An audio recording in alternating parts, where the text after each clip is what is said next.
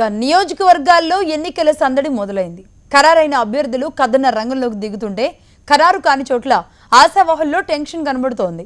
చిత్తూరు జిల్లా టీడీపీ నుంచి సగం మంది అభ్యర్థుల పేర్లు కూడా ఖరారు కాలేదు. తిరుపతిలో పరిస్థితిని మా ప్రతినిధి మోహన్ లైవ్ లో అందిస్తారు. Mohan, over to you. Code కూసింది, నేతల్లో హడావుడి మొదలైంది. తొలి విడతలోనే ఏపీలో ఎన్నికలు జరుగుతున్నటువంటి నేపథ్యంలో ఎన్నికల కోలాహలం కనిపిస్తుంది. మనం చూస్తున్నాం, ఎటు చూసినా కూడా కార్యకర్తలతో, ఎటు చూసినా కూడా నేతలతో ఎప్పటికప్పుడు సమాలోచనలు చేసుకుంటున్నారు నేతలు. ఎక్కడ అభ్యర్థులు ఖరారు కాని చోట నేతల్లో టెన్షన్ నెలకొన్నా, అభ్యర్థులు ఖరారైన చోట మాత్రం వారు ఉల్లాసంగా జనంలోకి వెళ్తున్నారు. మనతో పాటుగా తిరుపతి సిట్టింగ్ ఎమ్మెల్యే, అదేవిధంగా తెలుగుదేశం పార్టీ అభ్యర్థిగా కూడా మరొకసారి బరిలోకి నిలబోతున్నట్టుగా ప్రచారం జరుగుతుంది. మేడం, ఎట్లా ఉంది? ఎన్నికల కోడ్ కూసింది, దాదాపు నెల రోజులు మాత్రమే, తక్కువ సమయం అని కూడా అంటున్నారు. ఎట్లా ఉంది పరిస్థితి? చూడబోతే సమయం సరిపోతుందా? ఎన్నికల నోటిఫికేషన్ ఎన్నికల కమిషన్ విడుదల చేయడం జరిగింది. అప్పటి నుంచి కూడా మరి మన ముఖ్యమంత్రి నారా చంద్రబాబు నాయుడు గారు అప్పటికే ఒక 100 మంది లిస్టుతో రెడీగా ఉన్నారు. ఎందుకంటే కుట్ర రాజకీయాలు, నమ్మక ద్రోహం చేసేటువంటి మోడీ ఎప్పుడైనా కూడా మరి కుట్ర రాజకీయాలు పడిన దాంట్లో ముందుంటారు. కాబట్టి మనము అప్రమత్తంగా ఉండాలి అనే ఒక ఆలోచనతో ముఖ్యమంత్రి గారు, ఒక విజన్ కలిగినటువంటి ముఖ్యమంత్రి గారుగా ఆల్రెడీ అన్ని కూడా మరి ఎప్పుడు అనౌన్స్ చేసినా కూడా సిద్ధంగా ఉండాలనే ఒక ఆలోచనతో ఆయన ఆల్రెడీ సిద్ధంగా ఉన్నారు. తెలుగుదేశం ప్రభుత్వం యొక్క క్యాడర్ అంతా కూడా అప్రమత్తంగా ఉన్నాం.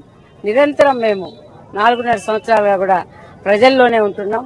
ప్రభుత్వం చేసినటువంటి పథకాలను తీసుకెళ్లడంలో అయితేనేమి, ప్రజలకు చేరువ చేయడంలో అయితేనేమి, ప్రజల సంతృప్తిని తీసుకురావడంలో అయితేనేమి తెలుగుదేశం ప్రభుత్వం మరి ముందుంది. అదేవిధంగా పని చేస్తూనే ఉంది. మరి ఒకే నెల రోజులు టైం ఉన్నప్పటికీ కూడా తెలుగుదేశం ప్రభుత్వానికి ఎలాంటి డోకా లేదు. వాళ్ళు ఆల్రెడీ సన్నద్ధంగా ఉన్నారు. తెలుగుదేశం పార్టీ అభ్యర్థులను పూర్తి స్థాయిలో ఖరారు చేయలేదు. ఇట్లాంటి పరిస్థితుల్లో తక్కువ టైం ఇస్తే ఆపోజిట్ గా ఉన్నటువంటి పార్టీలకు, అంటే ఇప్పటికే అభ్యర్థులు ఖరారై తిరుగుతున్న వారికి కొంత బెనిఫిట్ చేకూరుతుంది అన్నటువంటి ప్రచారం జరుగుతుంది. దాన్ని మీరు ఎట్లా చూస్తారు? తెలుగుదేశం ప్రభుత్వం అయితే మరి అన్ని పార్టీల కన్నా కూడా ముందే ఉంది. ఎందుకంటే 112 మంది అభ్యర్థులను ప్రకటించినటువంటి ఆంధ్రప్రదేశ్ రాష్ట్రంలో ఏకైక పార్టీ తెలుగుదేశం పార్టీ. ఇప్పటి వరకు వైకాపా నేతలు కానీ, జనసేన నేతలు కానీ, ఇటు బీజేపీ కానీ, అటు కాంగ్రెస్ కానీ ఇంకా కూడా వారు ఒక వ్యక్తిని కూడా ప్రకటించే పరిస్థితులు అయితే లేరు. అటువంటి పరిస్థితుల్లో 112 మంది సిట్టింగ్ ఎమ్మెల్యేలు అయితేనేమి, గెలిచే క్యాండిడేట్స్ అయితేనేమి వారిని ఒక నిర్భయంగా ప్రకటించినటువంటి ఏకైక ముఖ్యమంత్రి మన నారా చంద్రబాబు నాయుడు గారు. కొంతమంది తక్కువ టైం అంటున్నారు, కొంతమందికి సరిపోతుంది అంటున్నారు. ఏదేమైనప్పుడు కూడా ఎన్నికల నోటిఫికేషన్ 4 రోజులు లోపల పెట్టడం మీకు ఎట్లా అనిపిస్తుంది? మాకైతే ఏ ఇబ్బంది లేదు.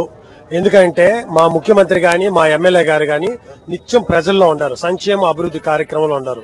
ఎవరికైతే టైం లేదని చెప్తున్నారో వారు ఎప్పుడైనా ప్రజల్లో ఉంటే కదా, వర్షం పడినా కనపడరు, ఇబ్బంది వచ్చినా జనాలకు కనపడరు. ఎలక్షన్ అప్పుడు మటుకే కనపడతారు. కాబట్టి వాళ్ళకి ఇబ్బందే.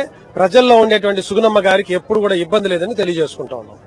చూస్తున్నా జరుగుతున్నటువంటి పరిణామాల్లో ఎప్పుడు ఎలక్షన్ పెట్టినా తాము సిద్ధంగా ఉన్నామని, ప్రజల్లో ఉన్న వారికి సమయంతో అవసరం ఏముందన్నటువంటి అభిప్రాయాన్ని ఎక్కున్నారు వ్యక్తం చేస్తున్నారు. అయితే తెలుగుదేశం పార్టీ మొట్టమొదటిగా 100కు పైచిలుకు సీట్లలో అభ్యర్థులను ఖరారు చేసి ముందుగానే ఉందన్నటువంటి అభిప్రాయం కూడా వ్యక్తం చేస్తున్నారు. Over to studio.